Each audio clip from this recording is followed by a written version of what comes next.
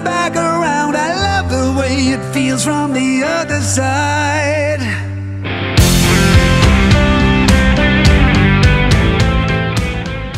Hi guys, to everyone, it's Ada from Poison Rock, and I have the pleasure, I would say also the honor to have with me Nic from Gotthard, which many people would be glad to see it. First of all, how are you?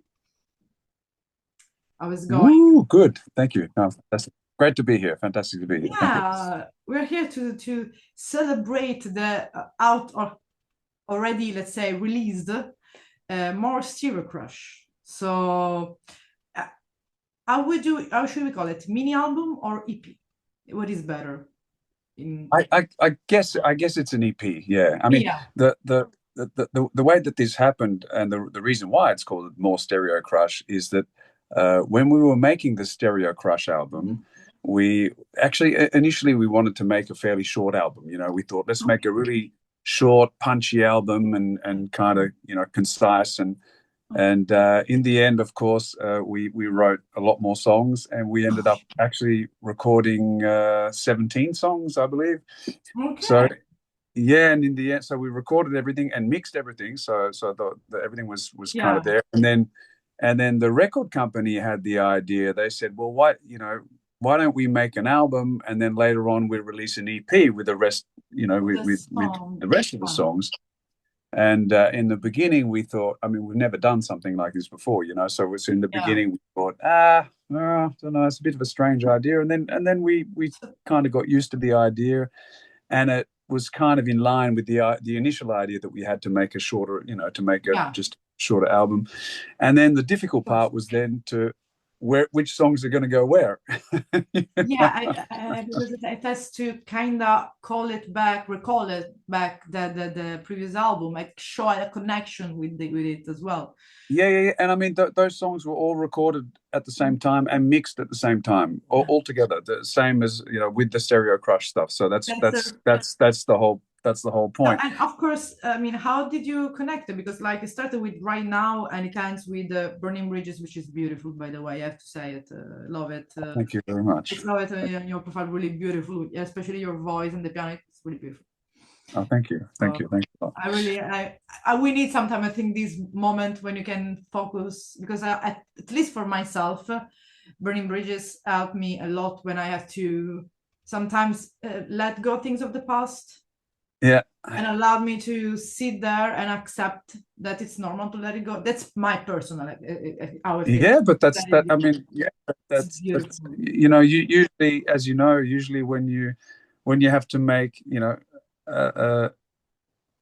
anything that's worthwhile, is always going to be a sacrifice, and I mean that's in life generally, and but I'm very glad that it did effect for you. That's fantastic. That's why we write songs. Yeah, exactly. So that's going back to that's fantastic.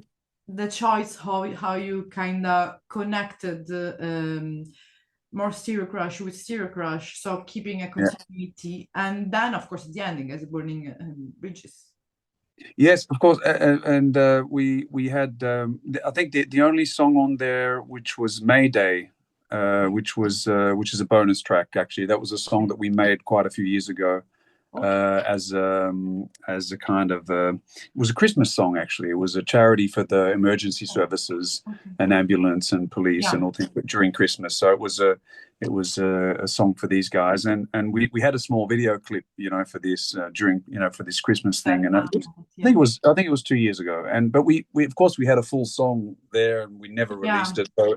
So we thought, hey, let's put that as a bonus track on there, So and that's really how how the whole thing sort of happened, and of course, excuse me. Don't worry, it's a good time. And of course, the other thing was that we made the version of Liverpool with Mark Storace from Crocus, which was another little thing, and we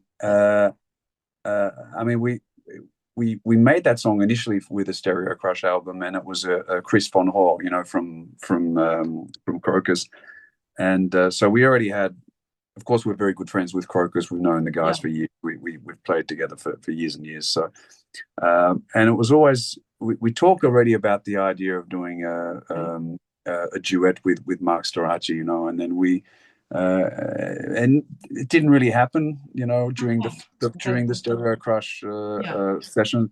And then later on, we thought, well, you know what, let's revisit this idea here, and of course the fact that we were doing these rock monsters of Switzerland together with Crocus, so we thought, yeah, it'd be actually really cool to do this, and everybody agreed, and everybody loved the idea, and it was great, you know. We had Mark came into the studio and he had some ideas of, let's change, you know, you want to change some melodies and change some words and stuff, and so it was great fun, you know. So it was a lot of fun to do this, and I'm very, very happy that we did this. Yeah, so it's also a nice way, you know, to see as well, like because I think like more Stereo Crush can bring as well, like the interest as well to people to get to have at least maybe for people that never listen, like to listen Stereo Crush.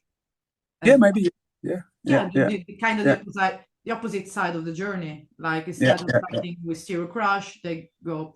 So as well, like let's pretend that I never heard about Stereo Crush and never heard about more Stereo Crush. So if I had to start today this kind of journey, listening all together, how we could put on words the songwriting, really without being like the song, but just in your point of view, like I said, but from your perspective, that's always better to. I think we generally, I mean, we're generally writing about stuff that's around us, you know. I mean, it's whatever's kind of happening around us. You know, it's. I mean, the great thing about this whole project of the Stereo Crush and the more Stereo Crush was, I mean, it had been quite a long time since we'd released an album, and because it was all the COVID times. I mean, we released a previous album like right at the beginning of COVID times, and so that album kind of didn't really get much of a chance, and we couldn't tour the album, and you know, so it was a bit so you know, we had to wait 2 years to actually tour that album, and I mean, same boat as, you know, many other bands, obviously, but and then we had to catch up, and we had a few years of playing and do all the shows that we couldn't do during COVID that kept getting pushed and things. So we sort of spent a long time playing and didn't really go back into the studio and make another album. And so it had been, I think it was something like 5 years since we'd released an album. So we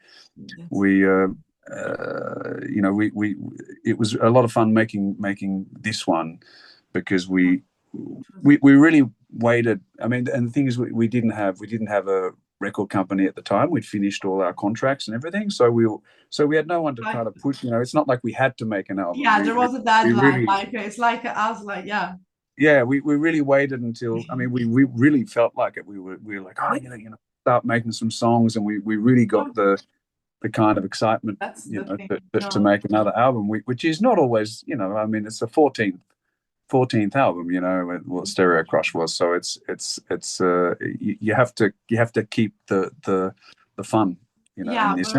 And I think we really did, you know, and we very happy with the way it turned out, this album. It's amazing. It's really, like I said, it's really amazing. And also, like I said as well, like this, especially this more Stereo Crush EP, I love this idea about reconnecting with an album, because, you know, sometimes, and especially because you didn't get the chance to have an album in 5 years, it's kind of giving more of of the soul of Stereo Crush, let's say. Yeah, absolutely. It could be something that I think also some other musician or people could do that as well. Like if they have I don't know, didn't have the time to release maybe before, it's a way to amplify also the sound. It has it could be seen in different point of view, perspective, more Stereo Crush as an amplifier of Stereo Crush, as a continuous, as a, I don't know. I think it's all up to us. And as I said, I love, you know, which is my favorite song already. Yeah. I'm all for the ballad. That's also for the rock and roll, but for the ballad itself. But I wanted to focus briefly as well a little about you, Nic, because I know you've been since 2010, and of course, but before Gotthard, who was Nic? Like really, like when you was like, I don't know, a teenager in Germany? Because your voice is really beautiful, it's really clean, it's really that gives that feeling, make you feel that feeling that they thought they were lost in the 80s and some forget Sunset Strip Boulevard. It's not easy finding good frontman as you today. So of course it's interesting for me as an interviewer and as a passionate about music to get to know as well about your own personal music journey. Well, I was just a kid, just like every other, teenage kid that was crazy. I mean, I was crazy about guitar. I wanted to learn Okay. guitar, and I started. I mean, actually, if I go way back, because my dad's a piano player, so we always had. Well, I grew up with a piano in the house with a grand piano, and we Yeah. they tried to. My parents tried to put me through conservatory Okay. when I was 8 years old. I started I think I did a year of conservatory on the piano, Yeah. and then I hated it. It was too strict and too, so it wasn't the way. I would love playing with my dad, or Yeah. just playing like this, but this was No just rules. too strict.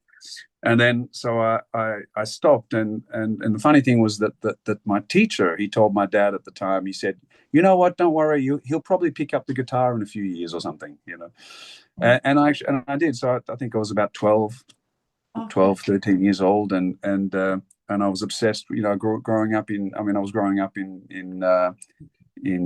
Melbourne Yeah. and Australia, and I was a huge fan of AC/DC, Of and course. Angus Young was my kind of, I had posters of Angus Young all throughout my, on my bedroom Yeah. everywhere, and I was just obsessed. So I had this.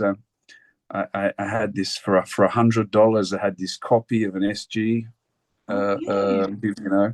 and just played for, I mean, all day long, every day for And nonstop, just listening to records and just trying. okay. Oh yeah, what's this chord? And we were living kind of about an hour out of Melbourne, but really in a forest. Like we were in the middle, we were in the forest, so there was Ideal nothing. place to live.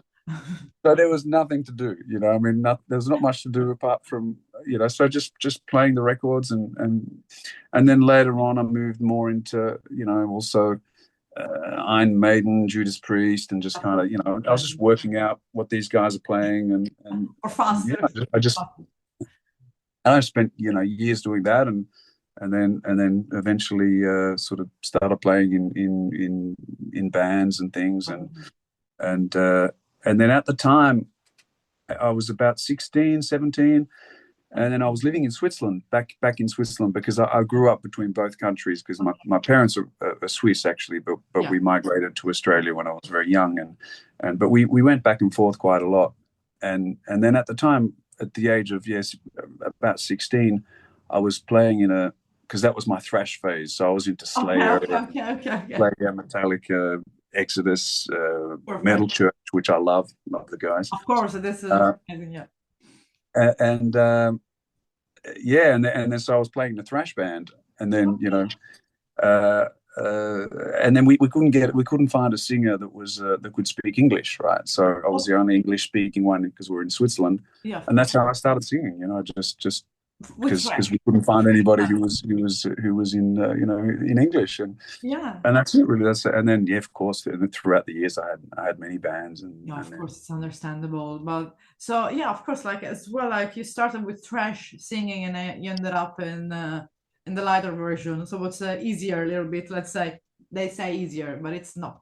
well, I went into. I mean, I also went into. I was really big into when the grunge kind of thing came around. I mean, I was a huge Soundgarden fan, and really, I think Yeah. yeah. I mean, I would play. I was a big fan of Chris Cornell. So that, Yeah, it's I very mean, at that point, Chris Cornell had a huge influence on me, and I mean, of course, he's very, very blues based, yeah, and exactly. Like you say. yeah, and of course, connecting back with my earlier, Yeah, AC/DC years was, all blues based stuff, yeah. So and there was yeah, like and so roots. things kind of, uh, Okay. sort of progressed from there, and then really throughout the '90s, in the I had a couple of bands in Australia at that time, and some major signing bands and stuff that I was playing in, and then the last band I had, always, which I was doing with my brother as well. We played a lot together as well, and because I mean, at that point we lived in Australia for about 17 years. You already so we had a few bands, and the last band we had together which was a kind of a really pub rock. It was a band called Maeder, so our surname, obviously. Of course. And we really kind of went with this Aussie pub rock thing, and we just went really, and that was, I mean, that was right at the beginning of Airborne. We were doing shows with Airborne at the time, good friends of ours, and we were playing in front of 50 people in Melbourne, at the time. It's right at the beginning of this kind of, with Airborne and stuff. And so it's been a, it's been kind of a lifetime, a functional process. Journey. Like it went like really functional, not like a peak, not like a down, like really smoothly way up.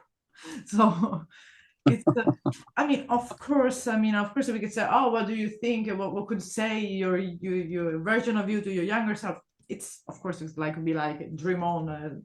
I mean, what could you say? Just go, keep on singing, keep on playing, or go to the music school. What could it be? But what's important is that, I mean, you are here today singing, and your voice made an impact today. And as I told you, in Italy, people gather and travel throughout to see as well Gotthard when they played in Italy. If there always been a huge support, because absolutely, yeah, a lot of love for Gotthard in Italy. That's for sure. And your voice, as I said, is something that pretty unique as well in Europe and in the world. I mean, I am the one that picked the clean voice all the time. I came from the 80s, so I grew up with Whitesnake and So aside from Dino Jealousy, they have to say it's an amazing voice. I mean, amazing, of course. It's not easy to find that type, of the Miljanko Matijevic sound of voice as well, which and I heard your voice back in I think I was 20, something like that, in 2000.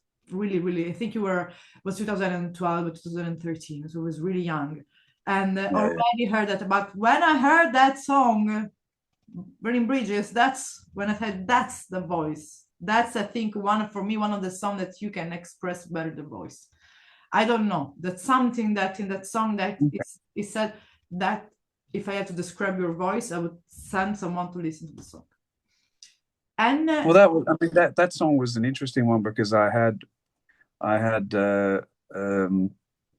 this piano piece. I had the piano piece for quite a while before that, and I think I probably had that for about a year or two, and I could never quite write a song with this, and it took me a while. And then when we started writing this album, I really kind of worked on it. Like I spent quite a bit of time on this one, I'm quite happy the way that it turned out, actually. Yeah, of course, beautiful. But of course, also from your perspective, your point of view, there is as well like a song that challenged you throughout these 16 years as it's been so far. Yes, I guess, yes. By singing that you're like, sometimes you had like, wait, this is a little bit more difficult. I maybe to rehearse more than once. Or it was like always like you felt like you can adapt in your own way of singing.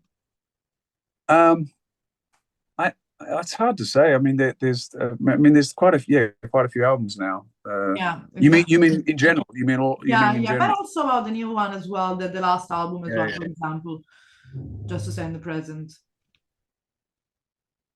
It's hard.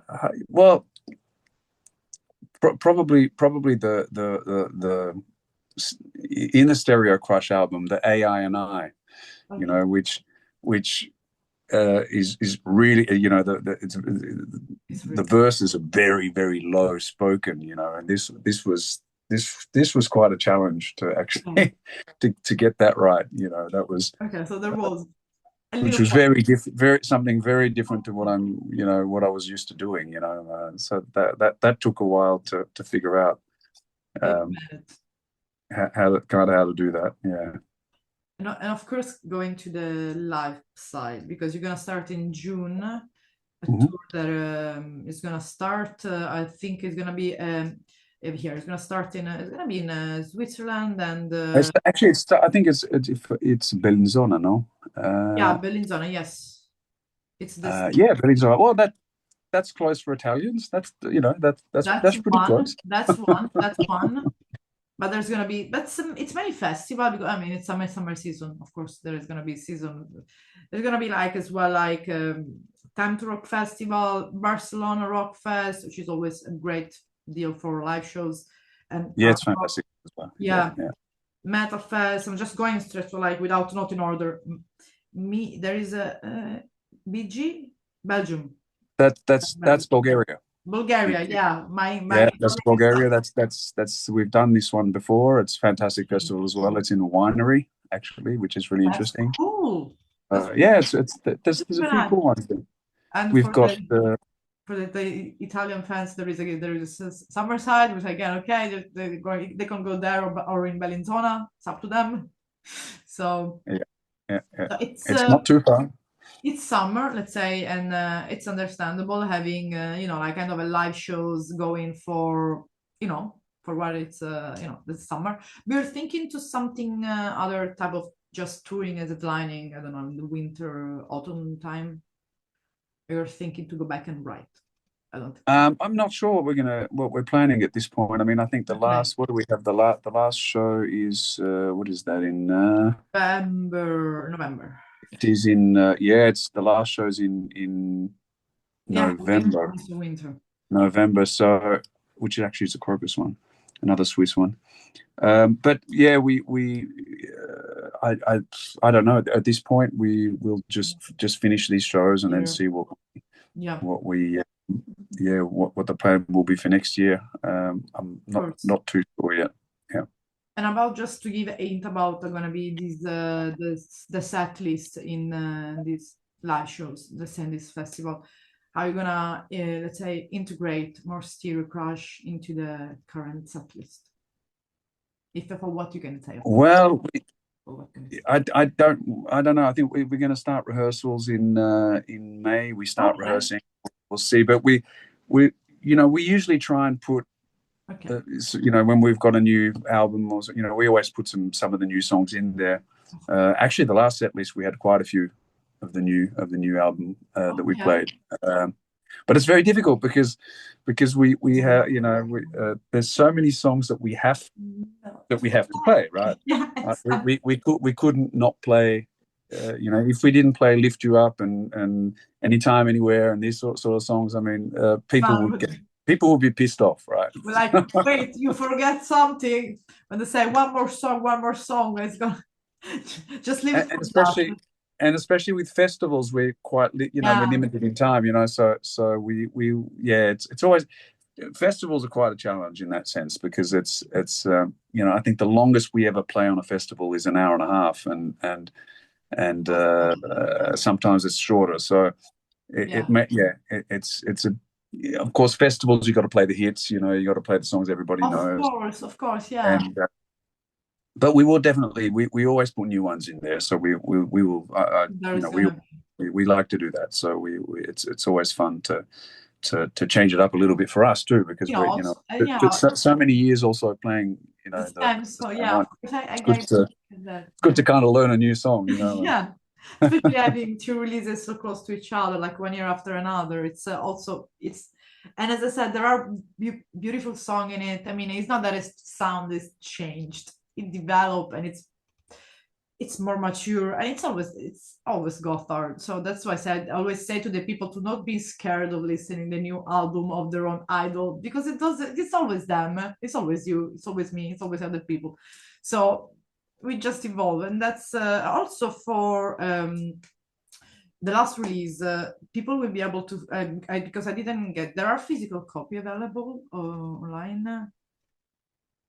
Sorry. There are physical copies available, or yeah, absolutely. Yeah. Okay, so people can find everything. There are, I don't know if there are special edition or something, or it's just CDs or vinyls. I don't know. It was being released. I think, I mean, usually, I'm not sure what they made. I'm Yeah. pretty sure that usually there's always vinyls as well. Okay. So, Okay. Perfect. yeah, there's CDs and then usually there's always a vinyl. So I'd be surprised that there would not be a vinyl. I mean, there would be a nice time one day to do it like a reissue, together with Stereo Crush and more Stereo Crush all together, like a kind of a book. Like a big.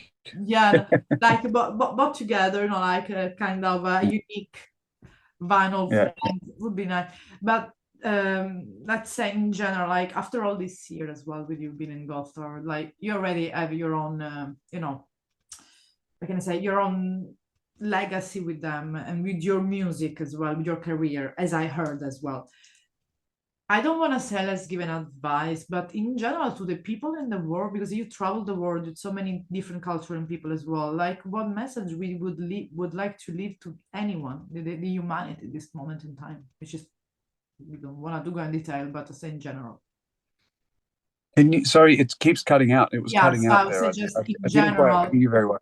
In general, like because saying like which type of message you would like to leave to the new musician, it's kind of, I would say it would be better say like which type of message would you like to give to any human being that is watching, since this is a particular moment in time and you travel a lot and encounter many people, like if you have to give just a simple message to the world, which would it be? Well, I think I think the beautiful thing that we have with music is that it brings people together, and it brings a lot of different cultures together, and sometimes cultures that are at war with each other, they come to concerts and we, that's one of the beautiful thing that we especially sort of playing around sort of a lot of different places, you really see this, and of course Europe, especially with so many countries and things, and it's I think that's we and the kind of rock scene, the hard rock metal scene or whatever, it's still very much alive, and I think it really brings people together, and